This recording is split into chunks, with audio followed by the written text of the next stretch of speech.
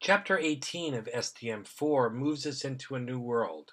Instead of actually knowing everything about the world, like we did in the probability chapters, in this new part of the book, we're flipping things around. We're positing some kind of model, we're then collecting some data, and we're going to go ahead and try to infer what are plausible values back in the population for the population parameter. So you may see here this picture of someone using Facebook. This is a social media site that was very popular 10 years ago.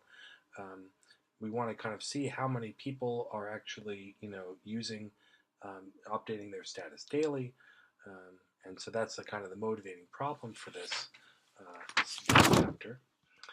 You'll see some very familiar formulas where we're actually taking the variance of a binomial and then thinking about what the variance would be of a sample proportion using the rules we developed in probability earlier. If we then assume a normal model for this, this is something we can be doing, though there are other approaches to dealing with it. This will allow us to kind of make inferences about what plausible values of the parameter there are back in the population. So we see the normal curve there and kind of thinking about this idea of an interval where we really never know whether we're right or not, but it actually allows us to kind of make some statements about likelihood of those values. The wording of confidence intervals is often tricky for people. You'll see very specific wording provided and how to interpret those in the book. And again, I would encourage you to be reading through these very carefully, since that actually takes some work. This idea of what the 95% confidence really means continues some of those ideas and kind of really try to focus at this point on what can you say and then what not to be doing. So this idea of the margin of error is a big part of the confidence interval. How we change that margin of error based on being less or more certain will give us a wider or narrower interval. One idea that is introduced in this chapter is that of critical values.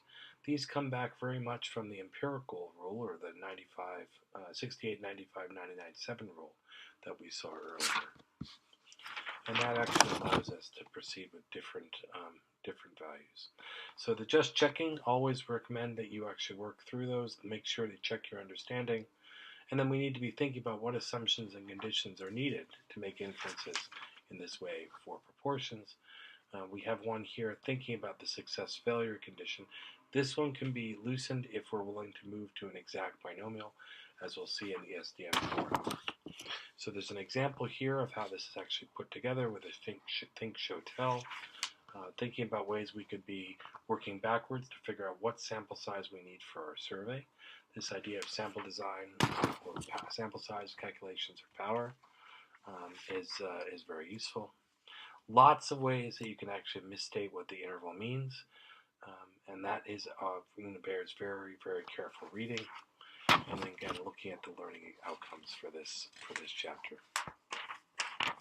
When we think about doing this in R for this chapter, I want to start immediately with this idea of the exact binomial test.